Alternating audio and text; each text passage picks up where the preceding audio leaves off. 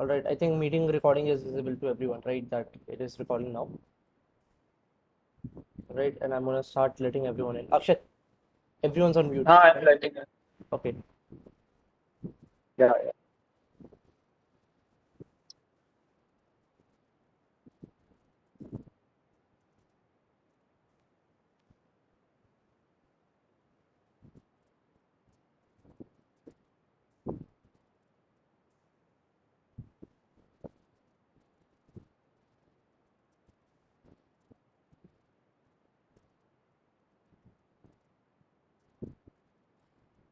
Okay. Hi everyone. We'll be waiting for the next 5 minutes for everyone to join, and then we'll begin the session without any further ado.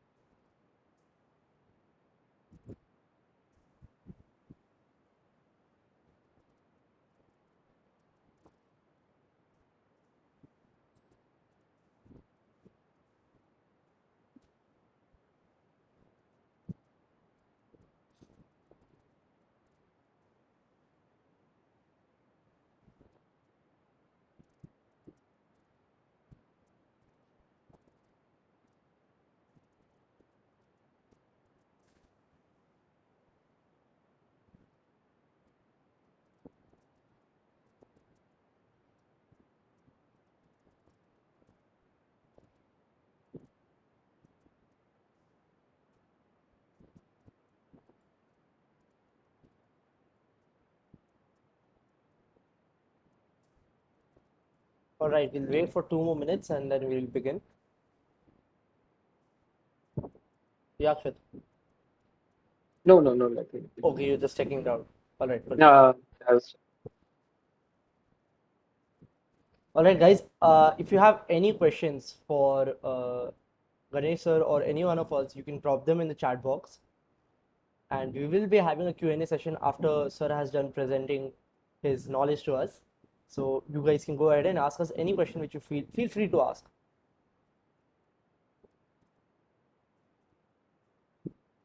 and also you can start introducing yourself in the chat box. Yeah, Sir will sure. see and yeah.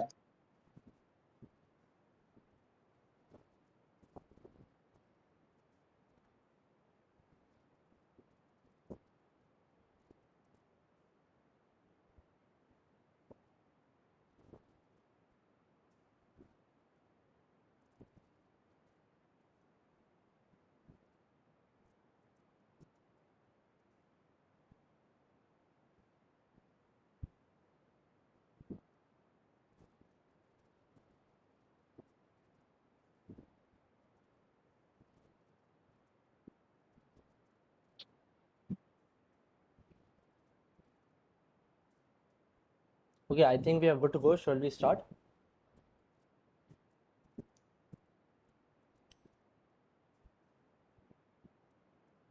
I see a lot of you have started introducing yourself. Anyone from first year, it's a great opportunity for you all to learn about ML because ML is a growing field, which Sir will be talking about in a few minutes, and you can hear it from himself how wide of an industry ML and data science is. All right, I think Nice. we are good to go. Let's start. All right. So, Akshay, kindly take a look at the waiting list. I Yeah, just yeah, I'm on it. All right, so I'll start off. All right, hi guys, welcome to today's event, which is Data Science Industry versus College. For today's event, we have called upon a very special guest, Sriganesh Balamurugan. He's currently working as a data scientist at Amazon. He has 11 plus years of industry experience. He is currently based out of Hyderabad. He did his schooling and undergrad from Delhi, and as any Delhiite, he's a big fan of food street, whether it's tikkis or parathas from Parathe Wali Gali. Right after college, he underwent training in Infosys Mysore Training Center back in 2009. A big fan of South Indian temple architecture, he found himself at home in this part of India. So, sir, I would like to hand it over to you, and we welcome you to this event, and we are looking forward to sharing all the knowledge you have. Yeah, thank you. Thank you for those nice words, and thank you once again for inviting me. Um, Hello, everyone. A very good morning to all of you. So first of all, honestly, I feel privileged and humbled to be part of this group, and it is my absolute pleasure to be among with you all, and more importantly, get associated with a great institution which you all are part of, right? And yeah, so I am also equally excited to interact with you all, and thank you once again. So yeah, let's get started. So just a quick check. So my screen and my voice is all clear, right? It's all clear, Just sir. wanted. Everything's visible. It's good to go. Thanks for that.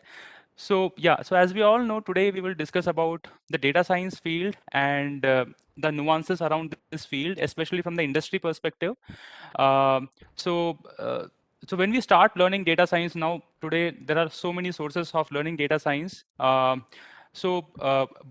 how it is actually used in industry, and what should we do to basically make sure that we transition to the industry level expectation with respect to data science and ML. So that is a very key, I would say, gap which exists in the world today, and there are very few avenues. I mean, through which we can get that knowledge. So I will try to cover those gaps and help you all to get my perspective around this, and we can discuss, of course, more deeper into this aspect. And one more thing I was just wanted to mention is that please make this whole discussion more interactive. I am here for you all, so please post your questions and in the chat, or maybe you can interrupt and ask also in between. I'm totally fine with that. So my intention is to be more specific to what you are looking for, right? So So just wanted to actually, mention that everyone's very upfront. excited to have you on board with us with your industry experience and your knowledge.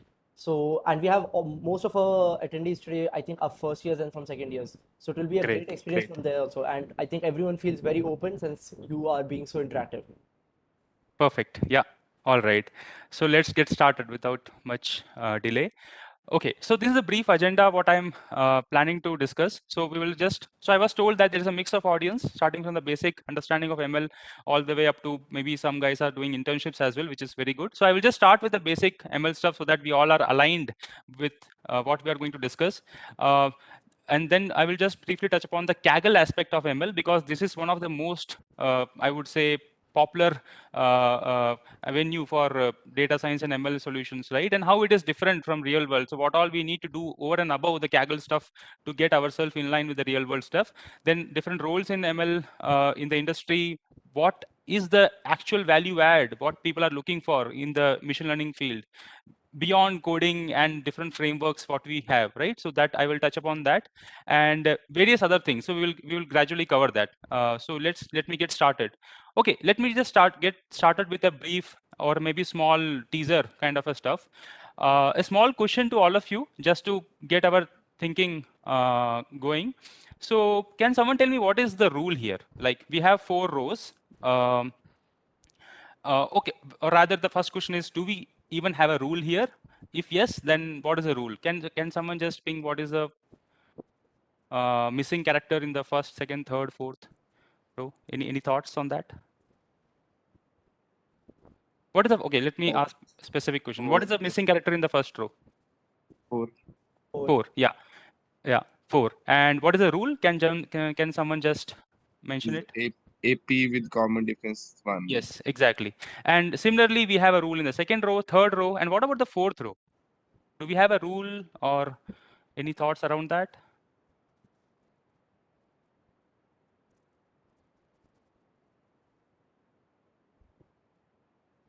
Okay, so essentially we don't have a rule as of now. So my idea of showing this particular slide is that when we don't know the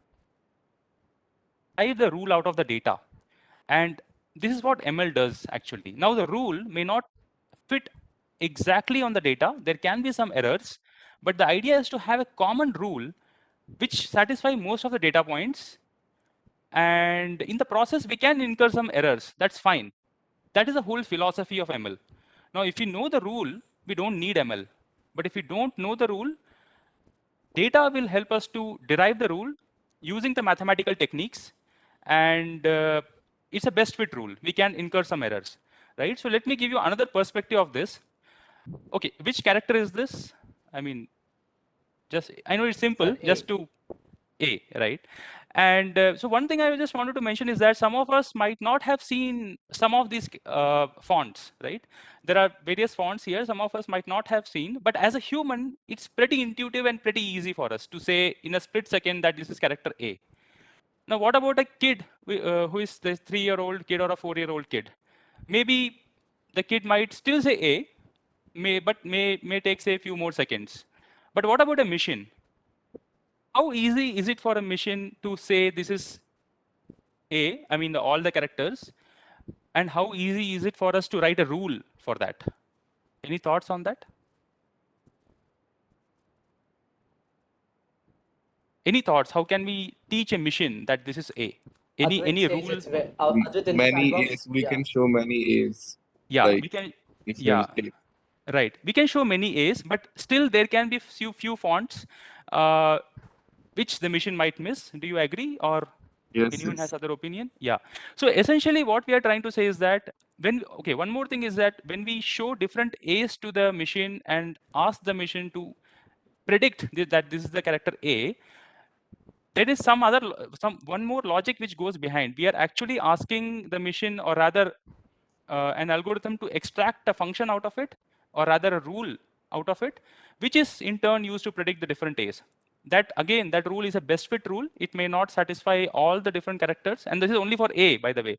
There are so many other characters, right? So many languages, so many characters, but still today's ML systems do a pretty good job in doing this kind of simple stuff. So that means we are able to extract a hidden rule which is able to fit very well on a different set of, or diverse set of data. Of course, it makes some errors. It's not 100% accurate, but the idea is that we are able to extract the hidden rule out of the data by applying the mathematical techniques. The idea what I'm trying to bring out here is generalization. So ML is all about generalization. So what ML does is, in a nutshell, it just tries to find a best fit rule which generalizes on most of the data points and incurring a minimal error or loss in the whole process. So just wanted to align. Anyone has any questions on this slide? This is like a crux of the whole ML stuff. Whatever algorithms, techniques we use, it follows this principle. I just want everyone to get aligned, because the notion that ML is not a standard rule what we write in a software engineering setup, I think that understanding is the crux of the whole ML philosophy. Okay, You nice. just summarize that one. Sorry, could you please come again? Could you please summarize again? Yeah, sure. So essentially what I mean by generalization is that, okay, let me just give another example by taking only the first 3 rows here. If you can see my mouse pointer, I'm just pointing to the first row 1, 2, 3, and let's say only first 2 rows 1, 2, 3, and ABC. So here we can actually write a rule. We can say that whatever is the character, I think someone already answered that. Whatever is the character, we will say +1. Maybe first we will identify whether it is a numeric character or an alphabet, and then take a +1 out of it. And that rule is a deterministic rule in the sense that that rule will always work correctly, provided we have this kind of a setup. There is nothing to generalize there. It's a standard exact fit rule, and it will work fine. Typically, what we do in a software engineering setup. But when we say generalization, that means the rule is not an exact fit. It is an approximate fit.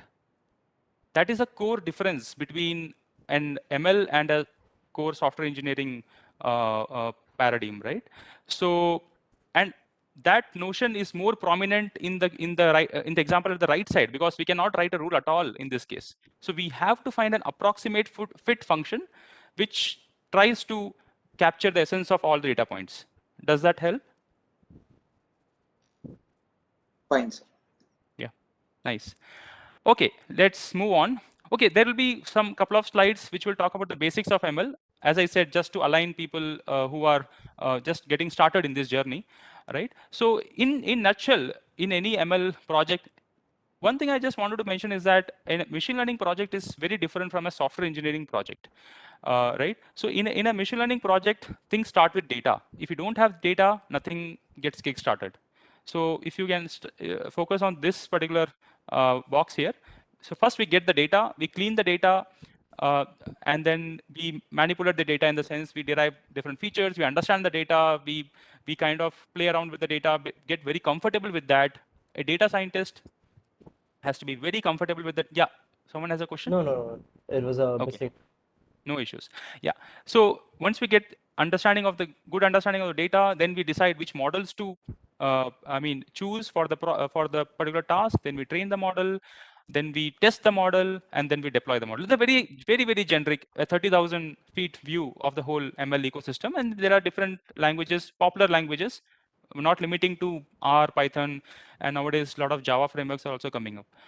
Okay, and coming to the learning paradigms, there are three different types of learning algorithms in ML. There are more, but I'm just focusing on the more popular ones. One is called supervised learning. A very simple example of supervised learning. If I teach a kid, that a 3-year-old kid who has, say, never seen a fruit, that this is a banana, this is an orange, and say this is a pineapple. If I teach the kid like this, it is called supervised learning. The kid is learning under my supervision. Okay. And if I just keep the fruit basket in front of the kid and say, okay, now pick different fruits, or say, or if I ask the kid that pick different fruits for me, the keyword is different fruits. Now, still, I think the kid will be able to cluster the fruits into different segments. Bananas one side, oranges one side, and pineapples one side. But without knowing that the first cluster is a banana, or the second cluster is an orange, or third cluster is a pineapple. For a kid, all are three different objects of different shapes and sizes and colors and so on. So that is called unsupervised learning. So without supervision, the kid is able to segregate or achieve some objective, right, without supervision. Now, reinforcement learning is a different paradigm altogether. So reinforcement learning is something where the agent, there's a keyword called agent here. I mean, you can again take an example of a kid. Let us say if the kid picks a banana, and I ask the kid to pick an orange, but the kid picks a banana. Now I will say I don't give a reward to the kid, let's say, in the sense that okay, let me just frame the setup to make it easy. I say if I instruct the kid that if the kid picks the right fruit, I will give a chocolate. Okay, that is a reward to the kid. And if the kid picks the incorrect fruit, the kid will not get the chocolate. No reward. Okay. So okay, now I ask the kid pick an orange, and let's say the kid picks an banana. I will not give the chocolate. No reward. Next time, do you think kid will pick banana again? Any thoughts? No. Now kid will either pick orange or pineapple. Let's say this time kid picks the orange, and I give a chocolate. Now there's a learning happening, right? Now kid is picking orange when I say orange. Mind you, without knowing which fruit is what, okay? And by picking the right fruit, the kid got a chocolate. Now the kid knows, okay, this is orange. By having a reward mechanism as a feedback, if you can see in the right part of the image, after the output, there's a reward flowing inside. So that will help to refine and optimize the input again. So this is a different paradigm. I'm not going into too much details, but this is a reinforcement learning. It's a different problem. So essentially, yeah, that's a good question. How is reinforcement learning different from supervised learning? In the supervised learning, if you just go back to the first example, what I mentioned, I teach the kid upfront that this is banana, this is orange, and this is pineapple. But in the reinforcement learning setup, I don't tell the labels. I don't tell which fruit is what at all. I just say a new fruit basket is given to the kid, and I just say pick orange. The kid doesn't know what is orange. The kid is trying out different fruits, and if the kid picks the right fruit, I give a chocolate, which is a reward. Then the kid knows, okay, this is the right fruit. And that is how the kid learns. So it's a different setup. I hope it is clear. If not, please, yeah. Yeah, so, So sir, this is before what, we go ahead, I would like to point out the great use of examples over here. I think most of our first years would like to know what exactly customer retention is. So it would be great if you could explain that.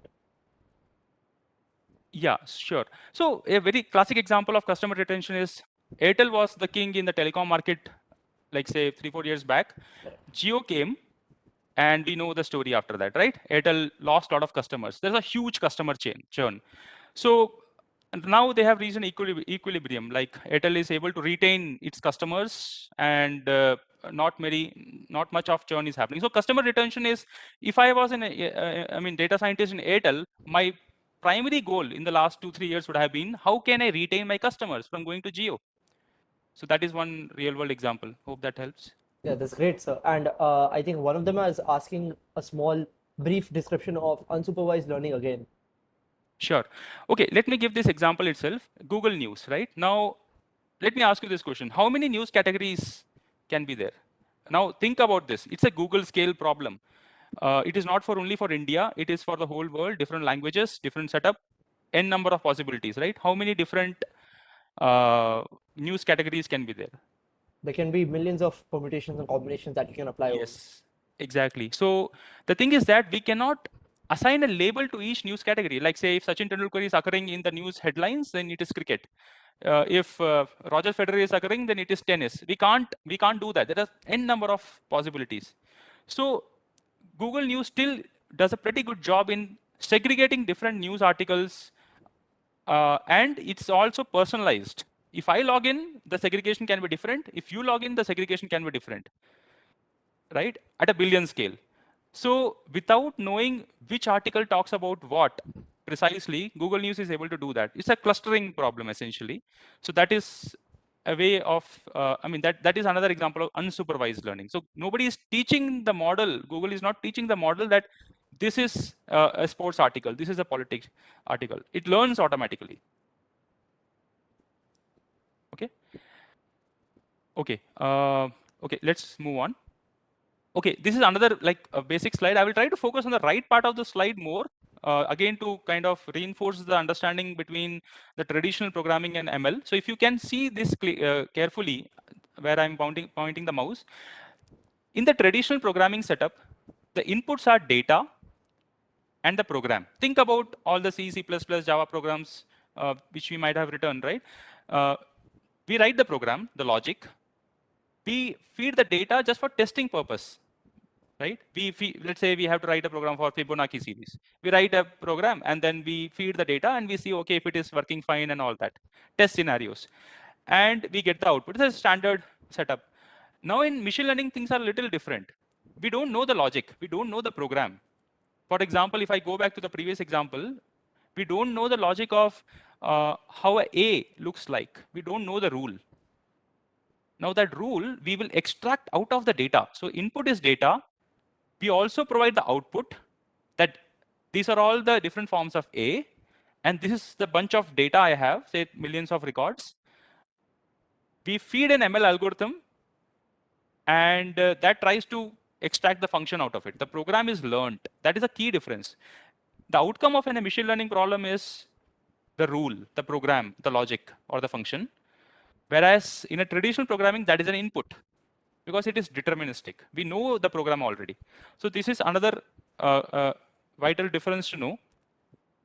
Any questions on this? I don't think there's any questions. Very well explained, sir. Sure. Let's move on. Okay, a last slide on the ML primer. So typically, this is how any ML problem is set up. We have an input data.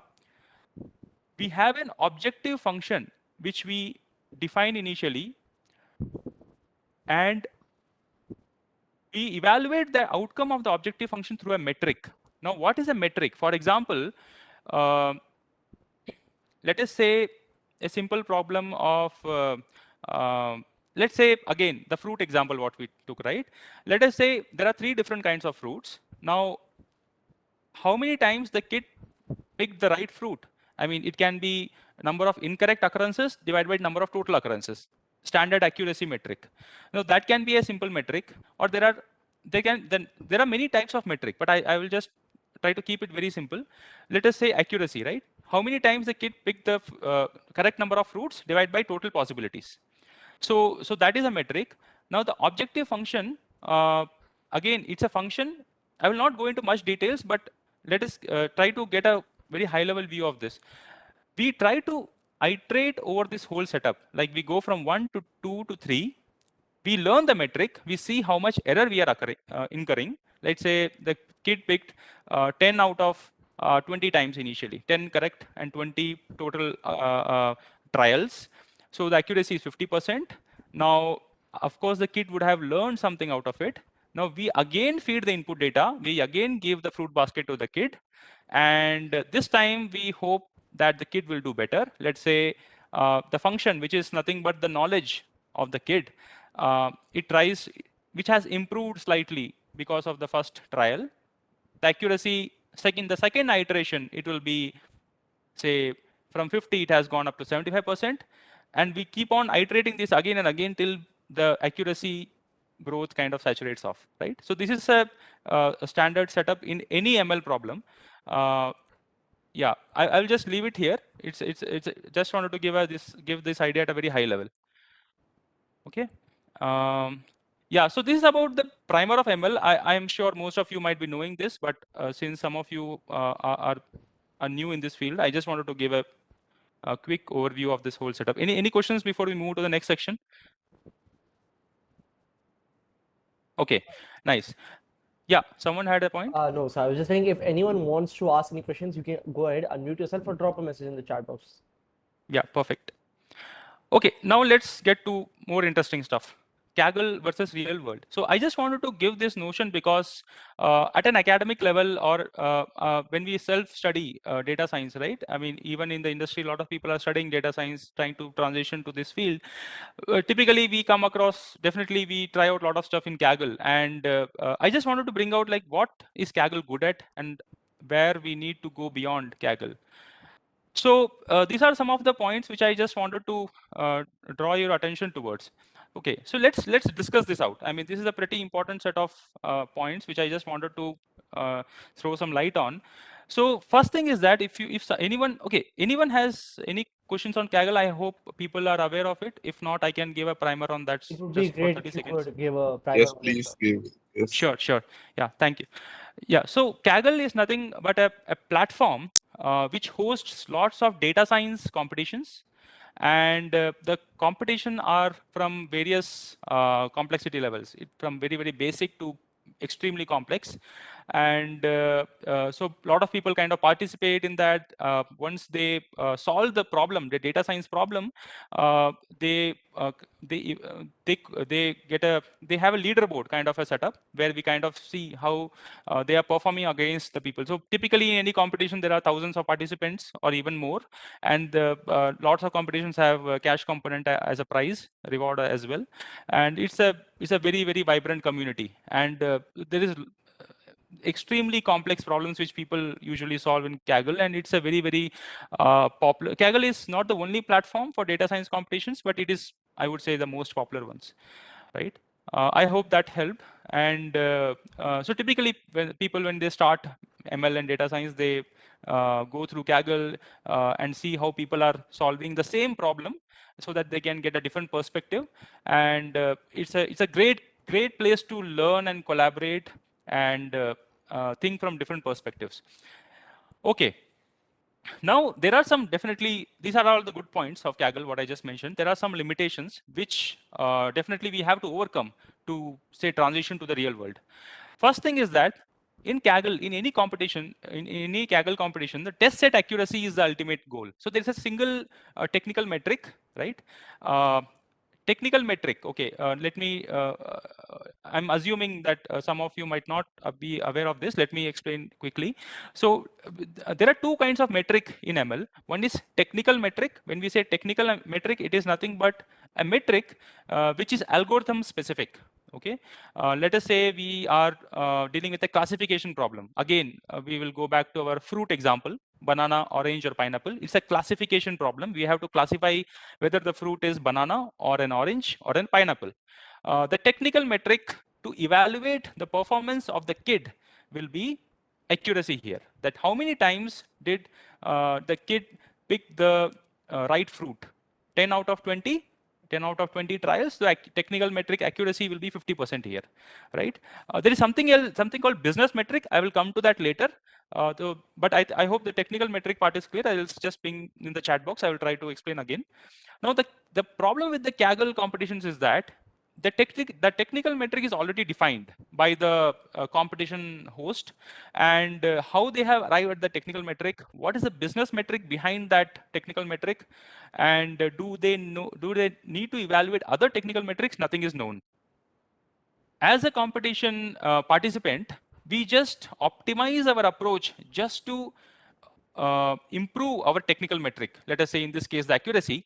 We just, the whole optimization just focuses on that without thinking why this technical metric, what is beyond this, which is very important from the real world perspective. Okay, so that another problem is test set accuracy. So the whole optimization happens only on the test set. Now there are problems associated with this, because the data we don't know, is it coming from how is the distribution of the test set compared to the training set, which is very important. And do we have any other sources of data which we need to evaluate on? So there are, from the data perspective, we don't have any control in any Kaggle competition, because that is given upfront to us, and our whole scope is the data what is given to us. So that is again a problem. Another problem is very clean data. Kaggle gives us, I mean, you might argue that, okay, still we have to do a lot of data cleaning and feature engineering, all that stuff, which is there. But trust me, in real world, 70% of the time actually goes in pulling the data, understanding the data, getting all the right features for the data, and understanding that which feature means what. This whole setup takes a lot of time, which is, I would say, given on a platter in a Kaggle competition. So again, we are kind of not required to go through that process of understanding the data and extracting it, cleaning it, understanding it. All that is given to us. So that is, again, I would say, not good from the real world perspective. Then, yeah, there is something called business metric. So let us say in this, again, the fruit example, let us say the classification of the fruits, what we were discussing, it is required in order, let's say there is a factory and we need to segregate the fruits so that each fruit goes into its associated truck automatically. So instead of sorting the fruits manually, we have deployed a machine which has an ML algorithm inside that, and it sorts the fruits so that the conveyor belt takes the right fruit to the right truck. Is the setup clear? Is the setup clear? Just wanted to Yes. make, okay. Yes. Now think about the business, right? Now why would someone want to do this? There's a cost of putting that manual labor to sort the fruits, and they can make errors. There can be, let us say, they have to maintain the hygienic conditions, right? They will be touching the fruits. When humans are there, they have to take extra safety and hygiene precautions. Those extra overhead will be there. So all this will involve cost. quality, time. If we put a machine, most of these things can be sorted out. Of course, there cannot be 100% accurate, but I think most of you will believe that this is a more efficient setup. And what is the business metric here? Business metric, I'll just come to this question in a second. The business metric in this setup, the factory deploying a fruit sorter machine so that the fruits go into the right track automatically. The business metric will be, let's say, profit of the factory, right? The profit of the factory is directly dependent on the cost incurred. And if you are able to reduce the cost, the profits will increase. That is a business metric. Using that business metric, we will arrive at a technical metric. In this case, accuracy of the fruit sorter. How accurately the fruit sorting machine is sorting the fruits. Now, why I'm bringing this point is that we are not required to think about business metric at all in the Kaggle setup.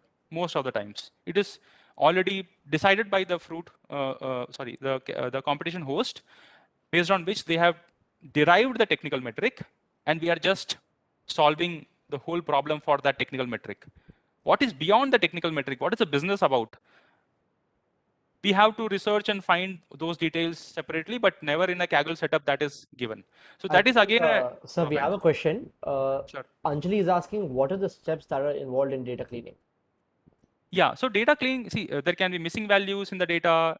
Data may not be in the right scale. For example, if you take the heights of human beings, the scale, it can range from, let us say, 10, 20s, 30, 40 centimeters to 180 centimeters. But if it is a weight scale, then it can be right from 0 to 100, 120. Or if the salary, right, it can be in few thousands. Scales can be different. There can be missing values. There can be lots of spelling mistakes in the data. If it is a text data, there can be a lot of spelling mistakes. If it is an image data, there can be a lot of background. Like say, if I ask all of you to share your photograph right now, so that I can run some face recognition on that and then do something, then the background, everyone will have different backgrounds, which will impact the accuracy. It's a noise for the ML algorithm, right? So image data may not be clean. So there are different ways in which the data can be, corrupted. So we need to clean the data in all these aspects, depending on, like say, if we are taking a Twitter feed for some NLP task, sentiment analysis, do you think proper English grammar will be followed in the Twitter tweets? So we need to apply data cleaning. Yeah, data cleaning on top of it. So depending on the data, that data can be corrupted, and we need to kind of clean the data, right? Okay. Okay. Maybe I will quickly cover this slide. Communication part I will get back based on the stakeholder side, and yeah, deployment.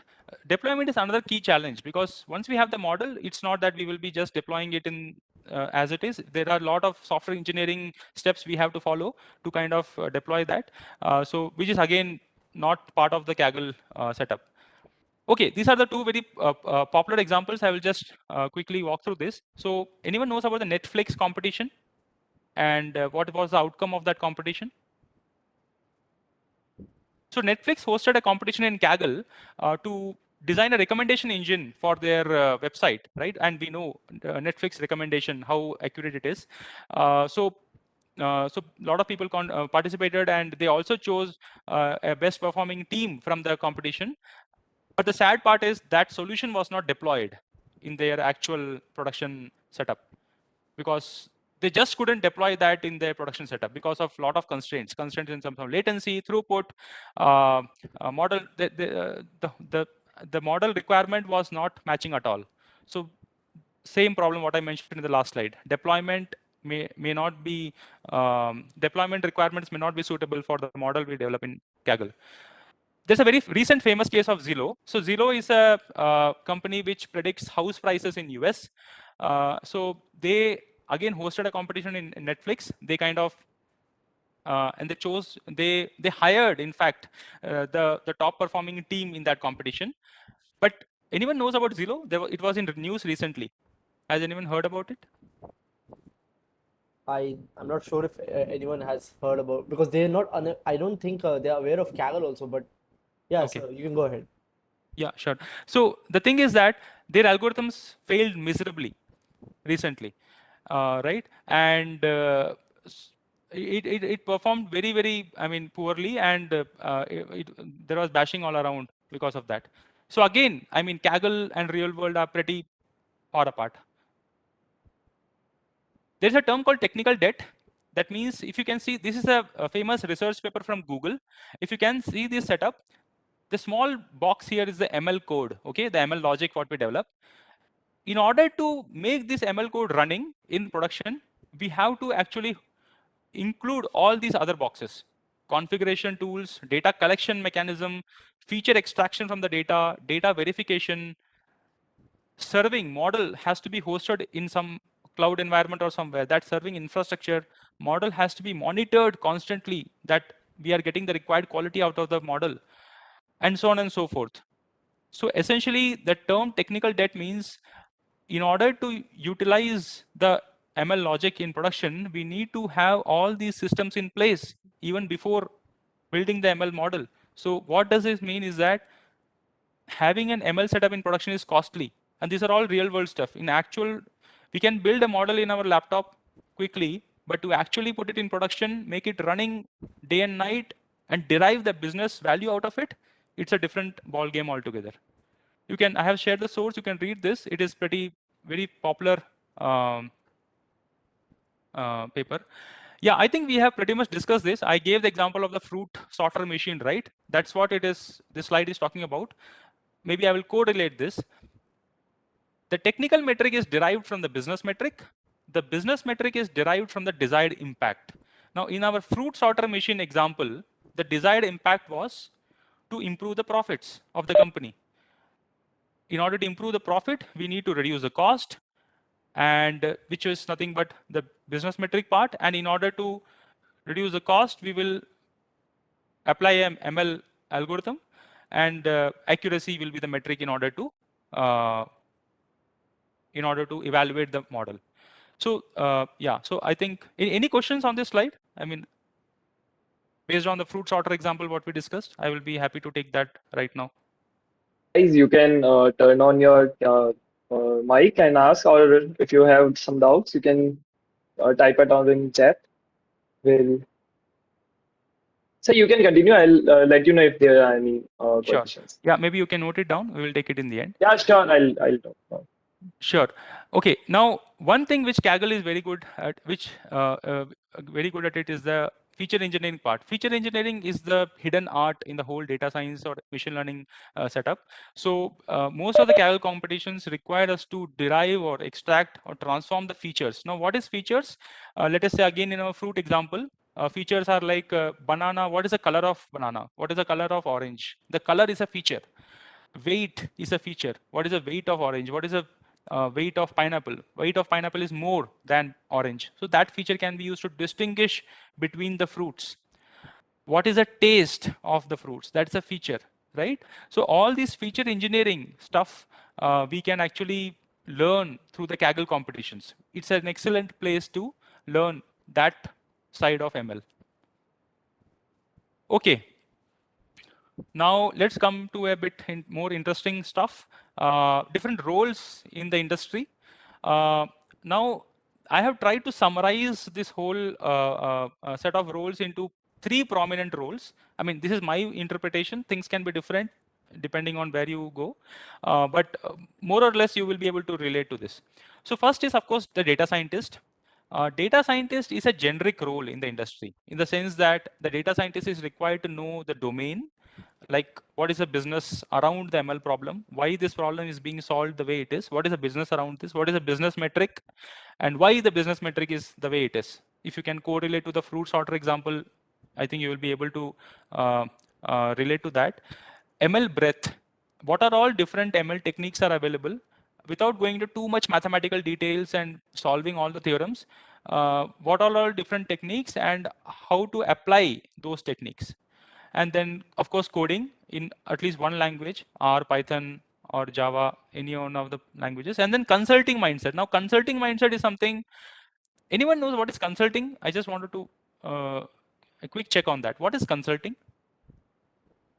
It's you the Sorry. Yeah, please it's go on. the It's the use of it's basically using data to like craft real world business Exactly. solution. Yeah, yeah.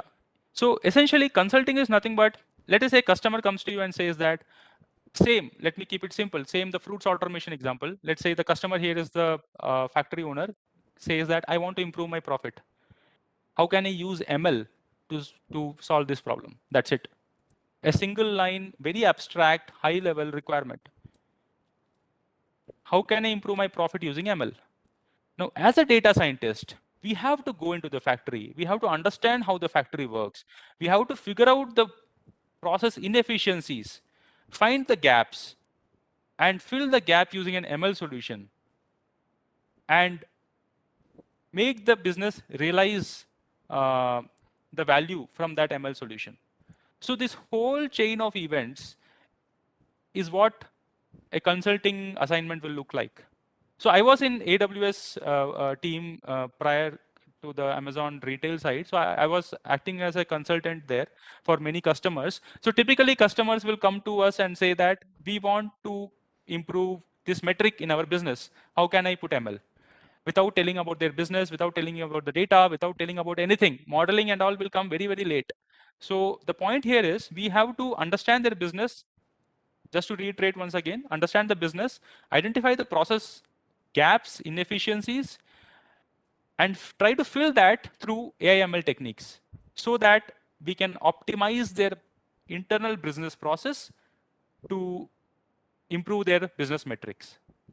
This is in short what a consulting looks like, and this it's very important to this wear this hat for any data scientist, to think from the customer's point of view, to understand their business and understand the pain points in the business. According to me, without this, we can't appreciate whether the problem what we are solving is the right problem or not, whether it will be actually useful for the customer or not. Most of the data science projects fail today in the industry because of this consulting gap. Someone has to act as a bridge between the technical data science team and the customers. So I would say data scientists are well placed to act as a bridge by being a consultant as well. Okay. Second popular role is research scientist. Now, research scientist is more towards the depth of ML, focusing more towards the mathematics, proving or rather innovating new techniques, theorems, mathematical proofs around the existing techniques to make it more efficient, to make it more generic, so on and so forth. So they publish a lot of research papers. They try to solve highly ambiguous problems, which are very, very less known in the real world. The complexity of a task is quite huge. A lot of things what they develop may not be used in the real world as well. That is one, I would say, one more aspect to that. So it is not an applied research, it is just research. Okay, it may not be applied to the real world, may or may not, which is totally fine for them. Okay. Now here is the difference. In the applied scientist setup, it's an applied research. So it has a mix of both data scientist and research scientist. Whatever they do, it has to be deployed in production. It has to be useful for the customer. It has to have a research component. That means the ML depth should be there. And again, they should know a bit of business also, because without that, they cannot, participate in the model deployment and evaluating the model after the production deployment, right? So these are the various flavors, I would say. So most of the roles, what you might hear from You different. repeat the difference between research scientist and applied scientist? Sure.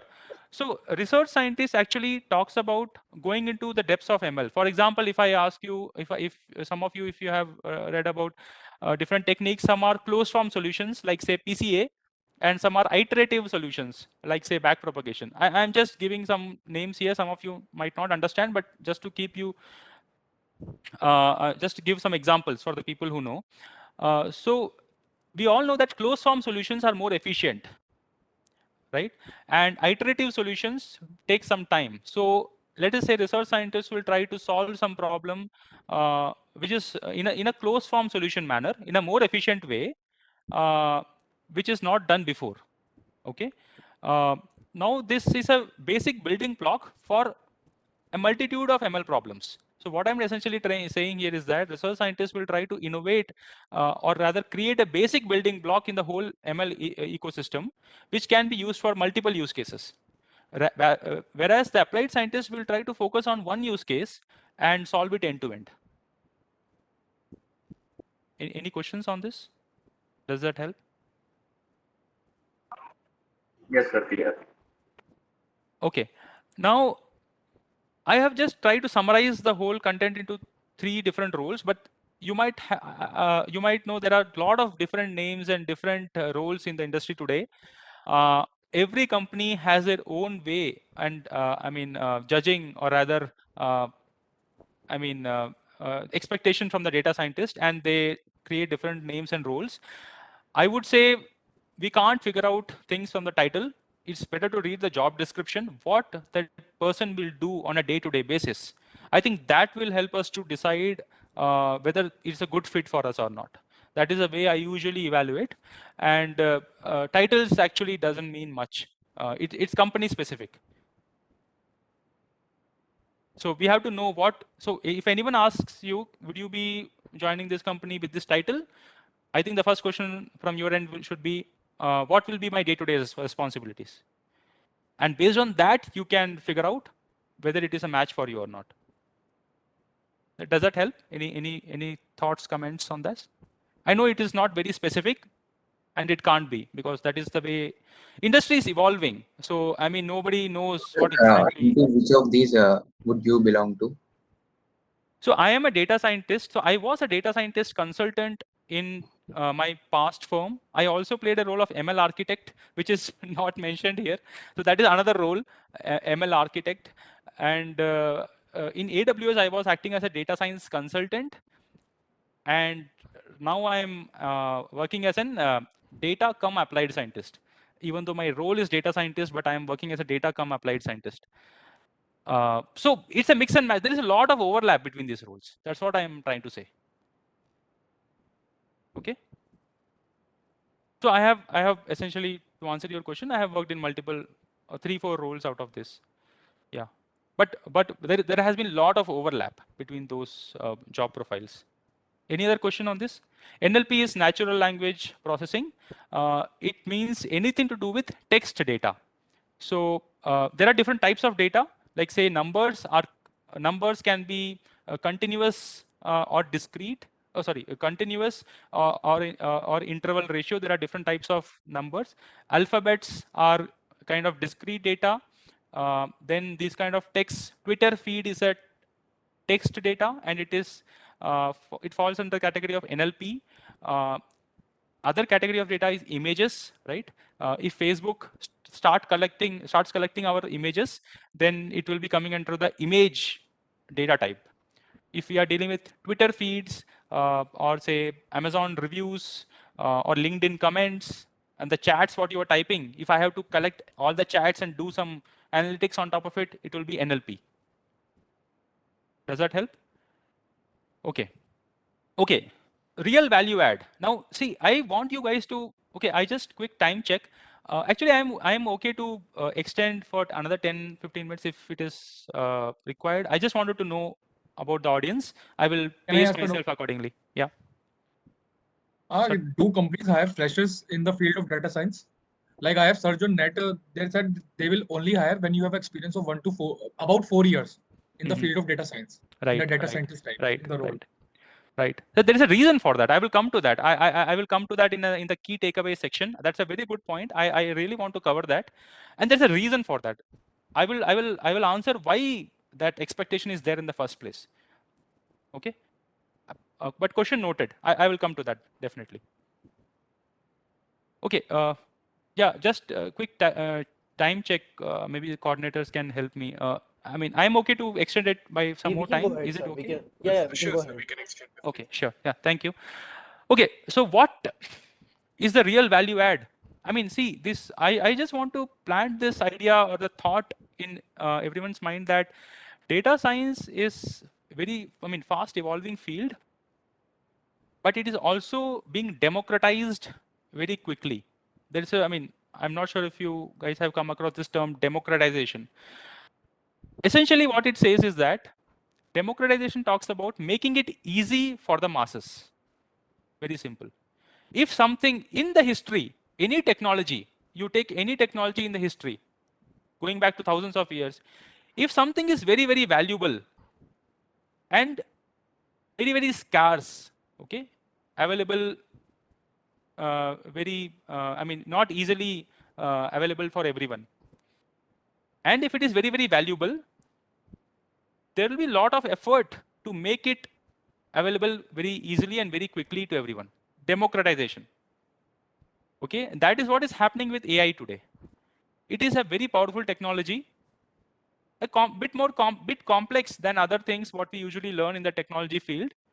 So a lot of people are putting a lot of effort to make it easy for the masses to get onboarded and solve.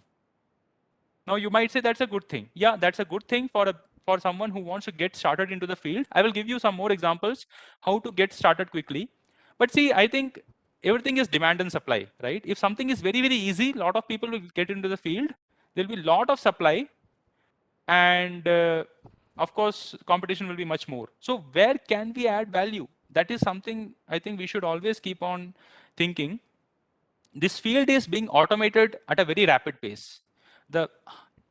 When I started way back, I think 2015, 2016, pretty much everything we had to hand code ourselves. All the algorithms, I still remember I hand coded the complete decision tree algorithm to make it customized for my data set. Today, almost everything is available at the click of a button. So if you see this example, import, I'm sure some of you might have used this, right? Whatever we need, we just do a pip install, we import. Pip install, import, it is available as a function, write 2-3 lines of code, done. So coding perspective, things are becoming easier and easier today. That is the bottom line. So if you are saying that I am very good in data science coding, the algorithm coding and all, I would say it's very hard to add value unless you are aiming for top product companies where, like say, where actually things are not available at the pip install. There are a lot of things not available at the pip install or the import, but there are very few. So I hope this idea is clear, because the point what I'm trying to say is that we have to try to master something which is hard enough. Then only we can add real value. I will cover that. What is that? But it is definitely not coding alone. That's what I'm trying to say. Coding is like, in data science, coding is pretty easy, unlike software engineering. Okay, so that is one point I just wanted to mention. If anyone has any other thoughts, please feel free to comment. I'm happy to discuss that further. It might be it might come with a pinch of a salt, but I just want, it's a real world discussion, right? This is a real world. Sir, like I heard before also that many people say data cleaning and data understanding the what is data is more important than writing those 5 lines of code. Exactly. So yeah, That's true. yeah. Yeah, that's true. Or is it the same with software engineer? See, software engineer, there are a lot of avenues where we can, I would say still there also, if you see cloud services, right? If you see AWS, there are 200 services in AWS and growing. Same with Google, same with Azure. So let's say today nobody builds a load balancer. Today nobody, let's say, builds a um, DBMS kind of any database coding. I don't think anybody does. You just pull the service, any RDBMS or anything, and keep on working on it. And let's say today, there are a lot of things I used to do when I started as a software developer. Today, I don't do that because it's available at the click of a button in the cloud.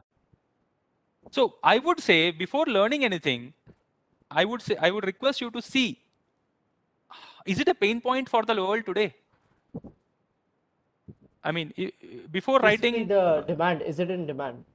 is it in demand? Exactly. How hard is it today? If it is hard, then it's worth putting that effort. If it is simple, anyone can do it. Cloud is changing the world. I have been part of AWS team for the last one and a half years. I have seen it firsthand, and trust me, lot of things are going to be automated through the cloud.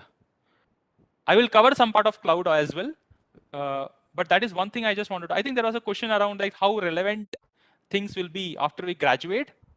That's a very justified question. This is the answer for that. Always think, am I solving the problem which will exist after 2-3 years? Even if it exists, how hard it will be to solve it at that point of time? That is the value, that is the opportunity to add value. If it doesn't exist, or if it is not hard enough, there is no scope for adding value. I mean, this is a bit of a bitter fact, but that is how it is. Then you mean to say that coding is not that much important. Then which skills are to be learned by us?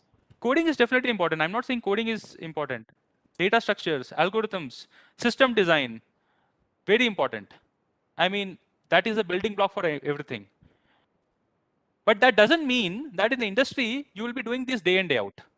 Maybe you will be still going and pulling the different services, but you will appreciate that better. You will be able to use them more efficiently. Once we have done hands-on coding using all these best practices, then we are a different software developer, even if we are using these out-of-the-box solutions. That is what I'm trying to say.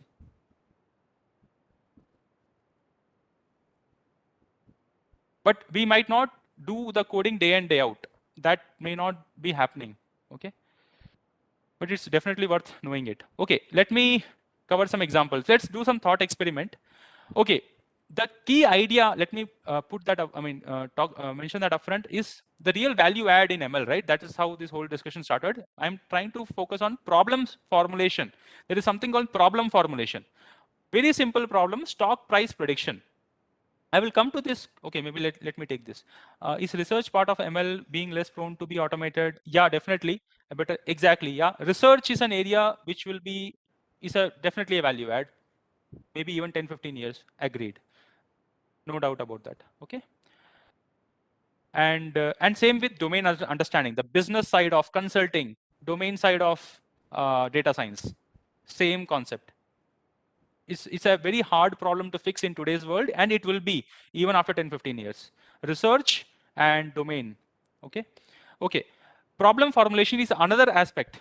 Problem formulation, we will cover 3 examples to make this idea sink in, is again, I would say, is the hardest problem in ML today. Let us do this. Stock price prediction. Everyone understands what does stock price prediction mean? Anyone has any questions? I just want this idea to be clear before we start discussion. I mean, just to keep it simple, what will be the stock price of, let us say, Infosys tomorrow? Will it go up by 5% or will it go down by 5%? Or let us keep it simple. Will it go up or down? Yes or no? Do you think if we know this fact, we can be all rich? If you know this fact for sure, that today if this price will go Definitely. up or down. It will Yes. be an added bonus. Exactly, right. So let us now, how all you can frame this problem. So this is one way I framed this problem. Will this stock go up or down? That is like classification. Up is one class, down is another class. Just think about this. What else we can do to predict the stock price? How else we can frame this problem? Anyone?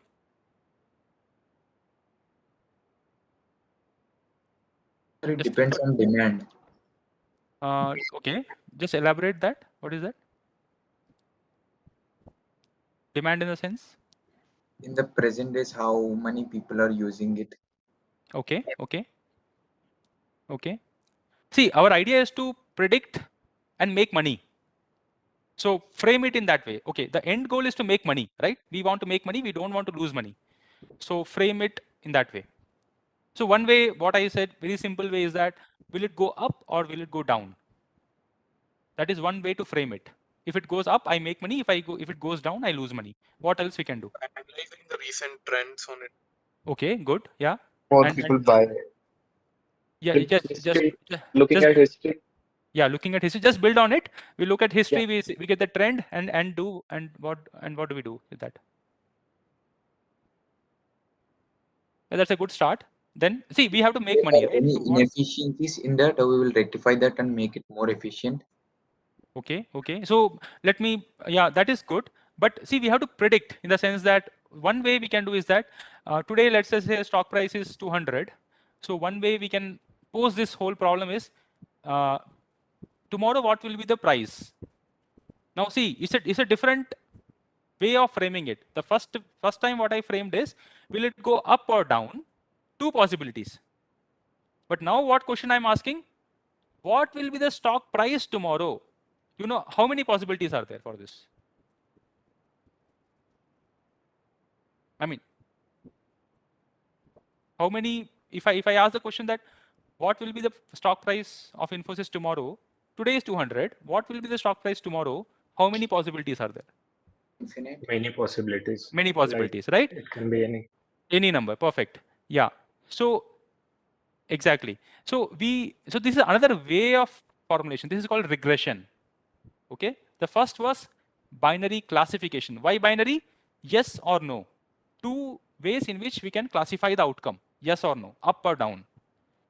And the first one was regression. What will be the stock value, which can be a continuous number from literally from minus infinity to infinity if we don't put any constraint. Another way of formulating the problem. Will it go up by 2% or down by 2%? Or we can say, will it be 0 to 1% or 1 to 2%, 2 to 3%, or 0 to -1%, -1 to -2%, -1 to -2, -2 to -3. So there are 5 possibilities here. So this is called multi-class classification. Another formulation, the kid with the chocolate example, right? If the stock price goes up, I will earn money. If it goes down, I will lose money. Positive reward, negative reward. Reinforcement learning. So you are getting, like what I'm trying to say, same problem we can formulate in different ways. Binary classification, multi-class classification, regression, reinforcement learning. And trust me, as a data scientist or an applied scientist or research scientist, we have to formulate it the way it is suiting the situation best. Customers and business will not tell that. This is the hidden art in data science problems. And this is a great value add. And this is a very simple example what I have given, trust me. Things can become very complex.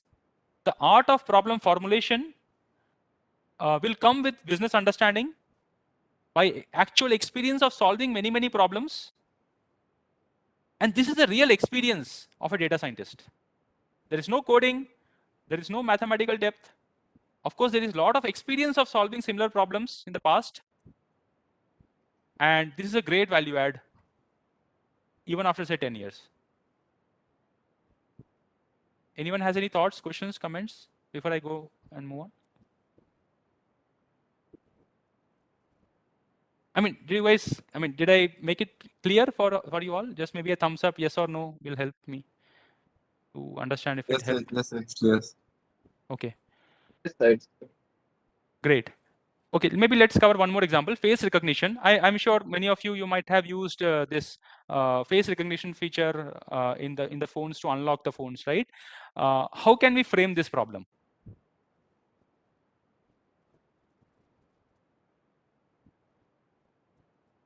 So can we say, when I say how can we frame this problem? When we build a machine learning model, what are the possibilities the model will be looking for? Can we say that check if it is person one's face or person two's face? Can we formulate it like this? Positioning of our eyes, nose. Correct. Yeah, perfect. That is one way. Any other Color. thoughts? Yeah, color. Yes, exactly. Yeah, if it is face or some other object. Perfect. Yeah, any other thoughts? That's a good Seeing point. the patterns on our forehead. Yeah, exactly. Good. Yeah, is it the same person or not? Correct. How can you do that? Is it the same iris? Yeah, good. Correct. So see, you're getting the idea, right? There are different ways of formulating this problem. Now, which is the best one, given the context? The way Apple is solving face recognition, yeah, birthmark, perfect. All are correct examples. The way Apple is solving face recognition may not the same way as Samsung is solving it, but both may be effective. So the point what I'm trying to say is that problem formulation is a hidden value add, which is very underappreciated in data science world, which only comes with real experience. When you solve with I mean, more and more problems. I will cover that. How can you actually do that and get started right away? Okay, and differentiate photo and real. Exactly. This is in fact called liveliness detection. Okay, differentiate photo and real face. It's a real world problem in face recognition, and it is called liveliness detection. Is a person real person or not? Shape of face. Yeah, all are perfect. Very good examples. So I will just skip the last two ones, but I think you got the idea. And yeah, another value add in any problem is metric. Which metric should we choose? In the fruit sorter example, we chose the metric as accuracy. Very, very simple like metric. Anyone, which other metric could we have chosen there? Any other metric? Metric is nothing but how do we judge or evaluate the performance of the fruit sorter? Anyone has doubts even now? What is a metric? Okay, so I hope now the fruit sorter example in the factory, right? That example is clear. Let's build on that. Any other metric which we can use apart from accuracy?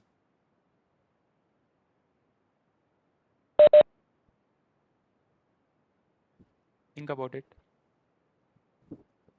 Like, sir, precision, how correctly it is identifying the correct fruit and not the Yeah, perfect. other Yeah, way around. reducing false positives. So in the Yes. banana basket, in the banana truck, how many oranges are going? That's a false positive. I think that's what you were trying to say, right? Yes, sir. Yeah, perfect. Yeah, that's the right metric. What else? Let me give you another example which will help you to appreciate why the metric is important. Fraud detection. Okay. Now tell me this. In a fraud detection, yeah, checking the fruit is stale or not. Yeah, that's a good point. Yeah. So we have to build a custom metric for this. Again, a real world problem. Very good. So let me give you another, say for fraud detection. In a fraud detection setup, there are two possibilities of making error. One possibility is tagging a genuine person as a fraudulent person, scenario 1. Scenario 2, or rather error 2, tagging a fraudulent person as a genuine person. Which error is costly? Tagging fraudulent person, tagging genuine person, correct person as fraudulent, Other error is tagging fraudulent person as correct or genuine. Tagging fraudulent is correct. Second one, sir. Second one, right? Yeah. Now, in this setup, we cannot use accuracy as a metric. We need to have a high recall. Okay.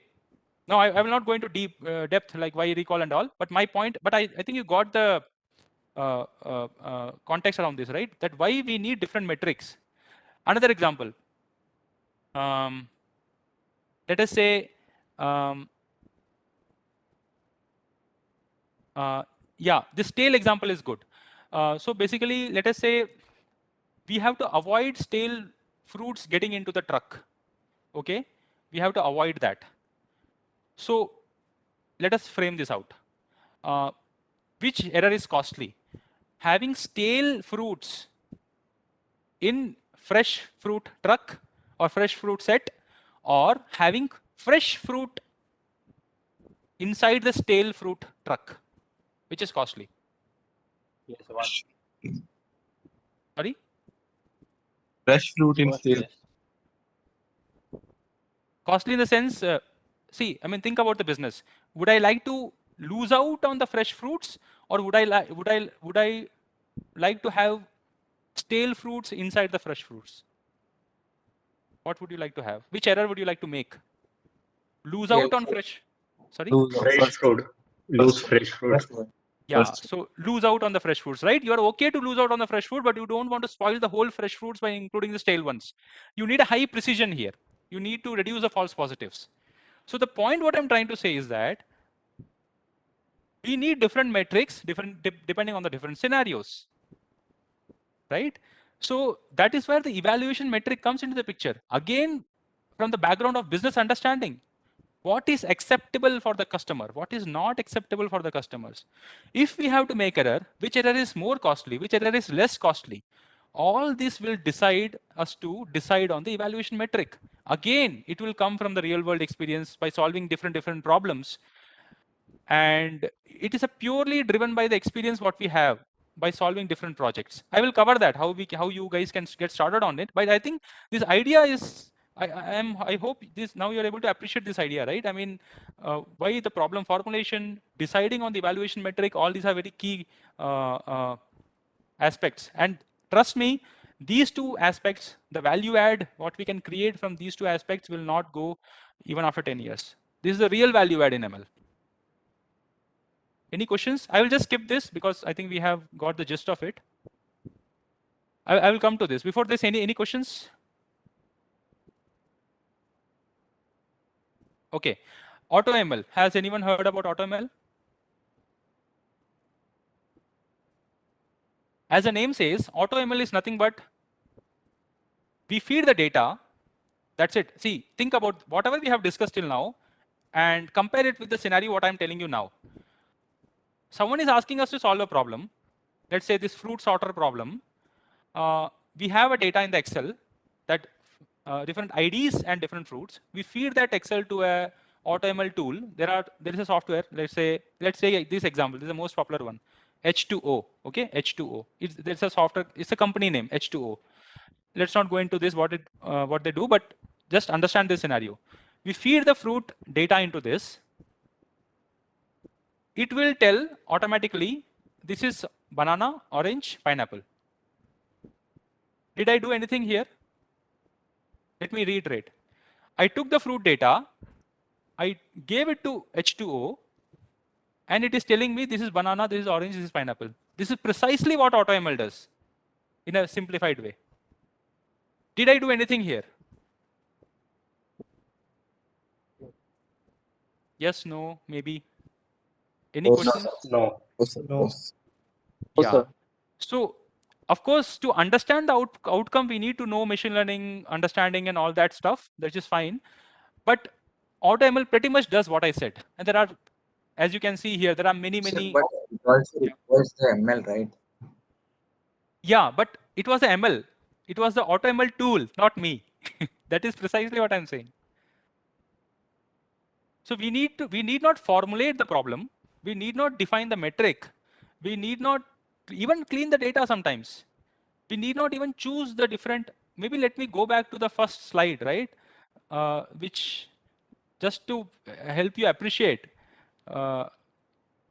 this slide. I just got data, cleaning manipulation, not done. Model selection, not done. Training, I mean, I am not doing it. It's all automatic. Test accuracy evaluation. So all these steps are automatic. That's what I'm trying to say. We are taking it as a black box.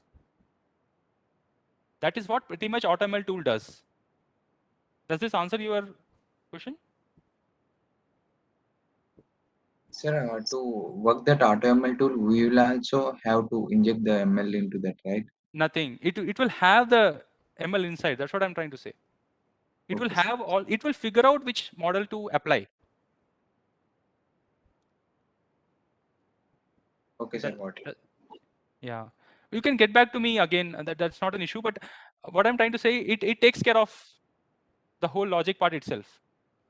So I'm just trying to build an idea that you guys have to figure out what is the hidden problem area in the ML ecosystem and try to work towards it to be a good data scientist, essentially, right? Which the industry will seek for coming years. That's the central idea what I'm building towards. One question, like, will it be going through the data? Like, will it decide that this is a classification problem or regression problem, or we have to understand how to do it? Like, what Some AutoML basically does? AutoML even decides that.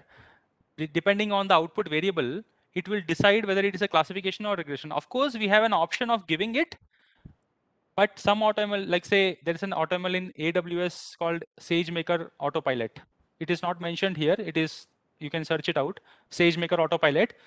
It automatically figures out whether it's a classification or regression. Trust me, it does that. Sir. Yeah. So like all using AutoML basically simplifies a lot of things, right? Lot of things. Yes. Yes. Yeah. So if it simplifies a lot of things, then what value are we adding really? Because you said, if it's simple, anyone can do it. So Correct. Correct. what's like that pain? What are we adding really? Yeah, I was expecting that question. So see, the thing is that AutoML tools are still at a nascent stage today, but they are becoming smarter and smarter quite fast. All these names, maybe 2-3 years before, none of them existed. Okay. But yeah, today they are there. 2-3 years later, the numbers will be double or triple. I don't know, or they will be much more smarter. It is something to be kept under our radar. That's what I'm saying. But to answer it in short, a good real world problem may not be solved through AutoML directly, but at least it will help us to maybe say create a POC or take up some. It will not completely replace data scientists. I'm not making that statement. I'm just saying that it will help. It will augment our skills. It will try to. It will help us to be more efficient. But it will also allow a lot of people to come into this field, right? Increase the competition and all that. Hope that answered. Got it. Second important aspect of where we can add real value is stakeholder management, right? I will quickly go through this. This is applicable in software engineering as well, but more so in data science. Business stakeholders, a lot of people don't understand machine learning, but we have to interact with them, convince them, and seek their approval before going ahead with the data science activities. So we need to communicate complex technical stuff into simple business language so that people can appreciate what we are saying and so that we can get our job done. Business communication. Technical stakeholders. The audience here is different. They can be senior architects, applied science managers, principal architects, research scientists. We have to go into a lot of depth in order to convince them and seek their opinion and discuss things around. Data extraction. Oftentimes we have to interact with other teams, data engineering teams, software engineering teams, business analysts, convince them to give us the data in the required shape and format so that we can start with our activities. Data labeling. A lot of data science activities require data labeling in the sense that tagging, this is orange, this is banana, this is pineapple. In a real world setup, this becomes very complex. So there's a separate team of human annotators. A lot of, as the name says, human labelers do this job. We might have to interact with them. POC is nothing but proof of concept. Oftentimes when we say, right now I told you guys that this fruit sorter example, some of you might have understood, some of you might not have. If I have to really convince you that this is what I'm trying to say, I have to build a small POC, a demo. Once I build a demo, I will show it to you guys and I will say, okay, now tell me, how do you feel about it? That is what is called showing the art of possible, POC. This is a central idea in data science. Whatever you are trying to build, do a small POC, prototype, or a proof of concept, show it to the audience, get their feedback, and then build on top of it. This is a very, very important skill to have, and it's very important to do it fast in a span of few days. The AutoML tool, what we discussed, helps greatly in building this POC. It may not be very accurate, but it can help us to get things done fast. Okay, I hope that helped. Production deployment. Again, during production deployment, we have to interact with a bunch of teams, software engineering teams, data engineering teams, maybe other side of business stakeholders. So a lot of communication back and forth usually happens, which is very important for us to communicate things very effectively, precisely to the point, so that we convince the audience and take their approval. Impact analysis, this is the final end goal, right? The fruit sorter, how much profit did I earn because of this fruit sorter machine in contrast to having the human sorters? Do you think this question is important? Yes, sir. Because Yes, sir. because without this question, without getting the answer to this question, we can't justify that why we need ML. And who will do this?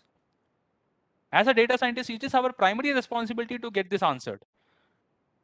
Otherwise, the solution what we are building will not be appreciated and answered in a quantified manner. Profit of X dollars, like that. Not just profit is increased or decreased. Profit of X dollars month on month, like that, in a quantified terms. So this is an art, okay? The whole set of communication and in the different scenarios what I just talked about is very important. So if you think someone is lacking here, please start working on it. Communication, written, oral, verbal, whatever you guys, there are a lot of avenues today. It's a very important skill to have. And second set of communication is storytelling, showing the impact of the work done by the data scientist. If the data is not sufficient, data is always less, right? I mean, we need more and more data to build a model. How to convince the stakeholders to get more and more data? And trust me, in real world, data collection is not that easy. A lot of tables will be hidden. We don't even know. We don't even know that data exists. We have to talk to the people. We should know, okay, this data exists. How we have to convince them. So that is very important. Quantifying the impact, as I think I already mentioned. Business value realization. I think I mentioned this also. Enabling data-driven decisions. Now let us say this fruit sorters improved the profit by say $20,000. Okay. How can we enable the key decision makers, say VP or say senior VPs or directors, to deploy this fruit sorter machine in other plants so that the overall profit can be increased further? Or maybe extract more ML use cases like this. All this we have to, it's a primary ownership of, I mean, may not be in the entry level jobs, but I'm just telling you, maybe your senior might be doing this in the company. Okay. Business communication, I think I touched upon these facts, right? So these are all these are all comes with experience.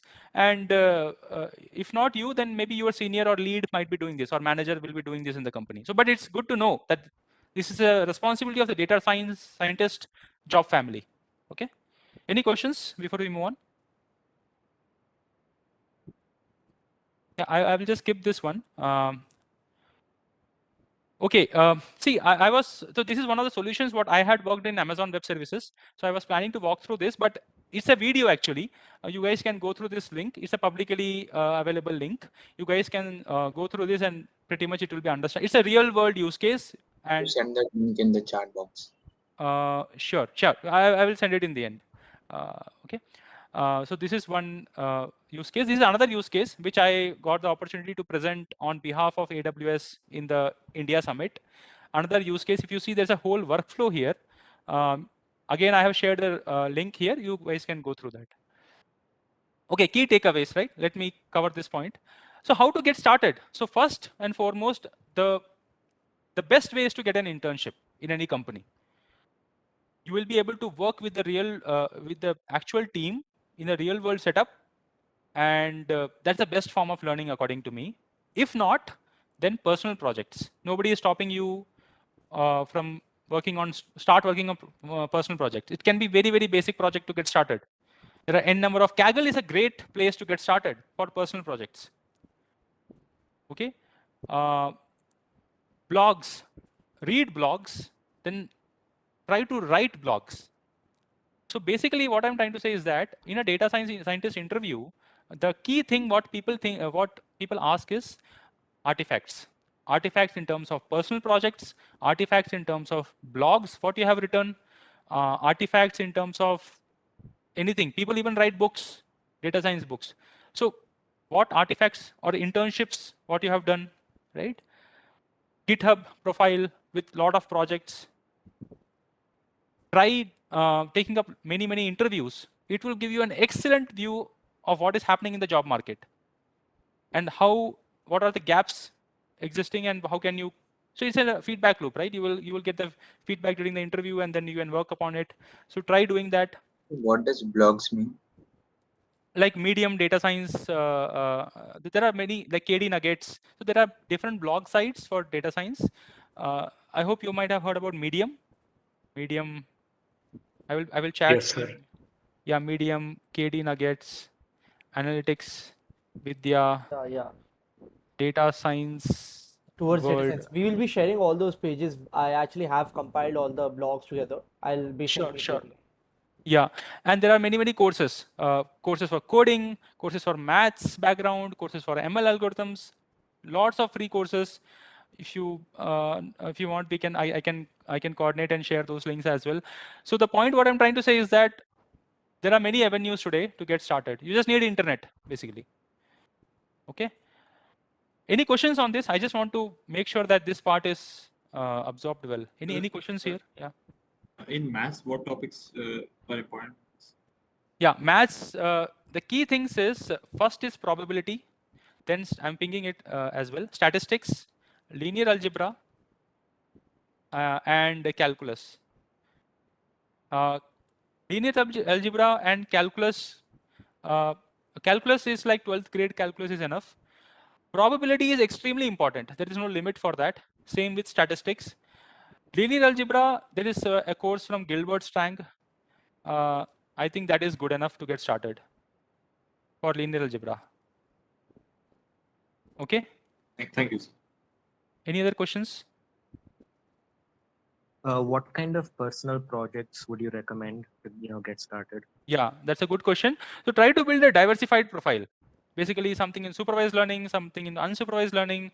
Don't go to reinforcement learning for now. It is a bit more involved.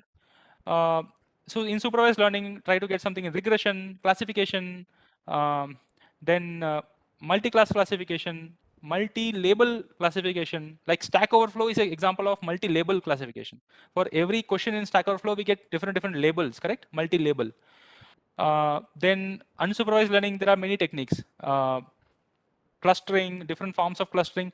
So try to apply different algorithms in different use cases. Choose the use cases accordingly. But start with a basic regression use case. Try different techniques. Completely polish that project. Then move to the next one. And Kaggle is an excellent place to get started for all this. Okay. Any other question? Do we require DL in that, or we can only go with the ML?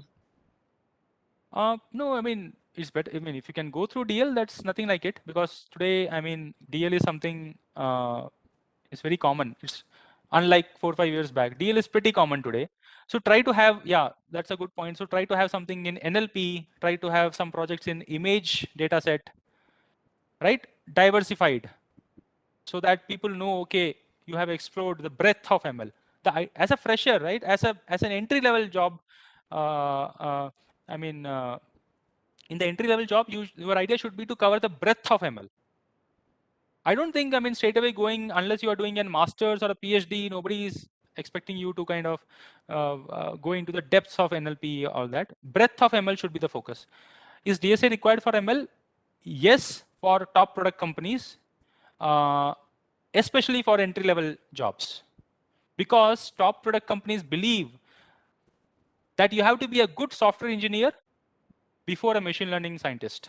Now, let me correlate to the other question what someone asked. Why people ask one or at least some real world experience for an entry level job in data science, right? The key thing I think you might have figured out now, there is a lot of business component, stakeholder communication, evaluation of business metric, problem formulation, storytelling. So I mean, the expectation is that the person should have worked in some project in the real world industry to be a good data scientist. That is the expectation, which I think you can gain through internships, which is an excellent opportunity. If you have a good set of internships, then I think that can cover up for the real world experience. Okay. How can we get internships in data science field? Okay. Actually, see, I mean, back then, 10, 11 years back, we didn't have these many avenues. I think now there are websites like Internshala and all that, right? I'm not very up to date on that. LinkedIn, Angel Co, and LinkedIn. all the Angel Co is specifically based on startups. So if you go there and search for a data science intern, there are a lot of postings recently because a lot of startups require data science interns. And apart from that, you can just go to LinkedIn, check the job description, and according to that, apply. and internship is also there as well. So I think there are plenty of sites which are available for you to go ahead and explore. Right. I think you guys will be better aware of this particular question You than said me. that there are many courses which are free, and you better share that links and which you showed in the PPTs, that Yeah, videos. I will share this deck. I think nothing is confidential in this. So Uh, yeah, I'll we'll do that. take all the links and resources. We'll share in the groups for Yeah, sure. sure. Okay, let me quickly go through the questions. So actually, we are out yeah. of time, and we have Oh, some sure. Google form questions. So Yeah, we sure. can just have a small rapid fire kind of round in order Definitely. to Yeah, complete them, and then we have definitely. to we'll end the session. All right. Definitely. Yeah. So I will just open up the Google form, and so the question which is most commonly asked is, how is a data scientist different from a data analyst or a data consultant? This is asked by Pradeep from second year MEC. See, data analyst and data consultant are generic data level jobs, in the sense that a data consultant might be required to, in order to, data consultant job family can include data engineer, software engineer, business analyst, data scientist, anything to do with data, right? Data science is specifically applying scientific techniques on data. Data engineer is applying engineering techniques on data, building data pipelines, doing ETL, big data, all that. So data consultant is something very generic, specific to doing anything with the data. And data analyst and data consultant typically will fall into this. Data scientist is specifically to do scientific activity on data, applying probability, statistics, mathematical techniques on data. Yeah. All right. So that's a great answer. Another one would be, do you think the field of data science will be relevant by the time we graduate, or would it be saturated? Asked by Purvaja of first year biotech. Yeah, so I think I had briefly answered that question as well. So definitely it will be there. There's no doubt about it. It will be there even like say 10, 15 years. That's the same question I asked when I was entering this field 5, 6 years back.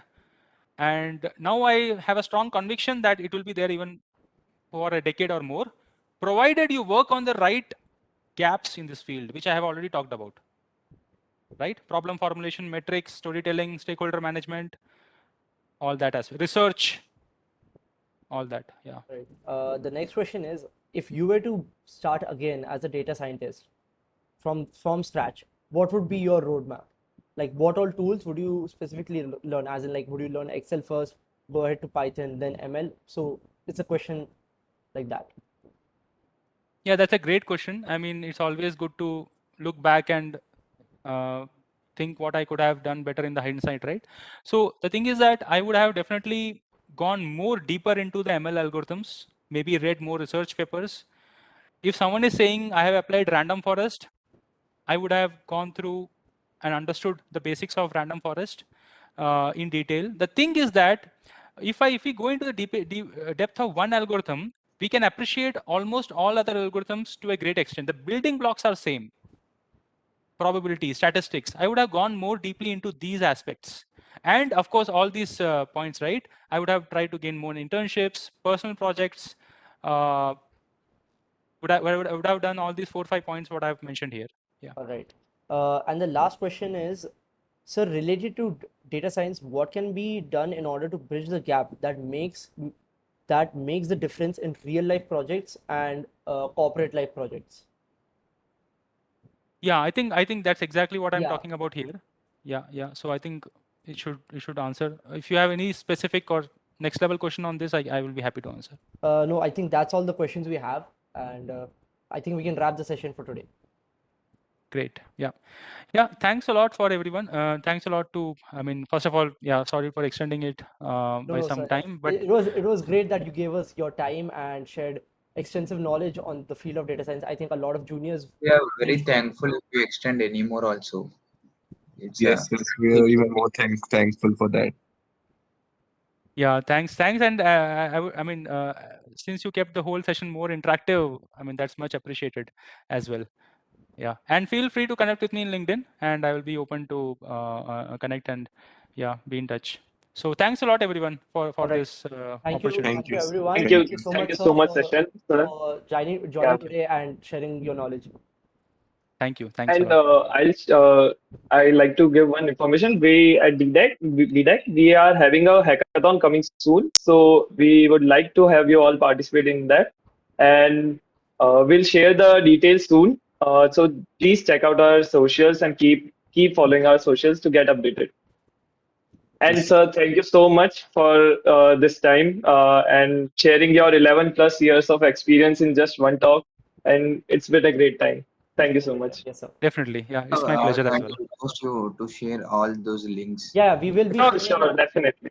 we'll be sharing, me and Akshat will share all the necessary required PDF files, PPTs, or the links which are needed. We'll be sharing them, no worries. Right? So we can wrap up the session. Thank you everyone for joining today, and a special thanks to sir. We look forward to seeing you again if we have any events, because this session was honestly great. Even for me, being a third year, I feel Amazing. enlightened once again and in knowledge. So thank you so much for joining, and I think we can conclude on that note. Yeah. Thank you. My pleasure. Yeah. Thank you. Thank you, everyone. Thank you. Thank you all.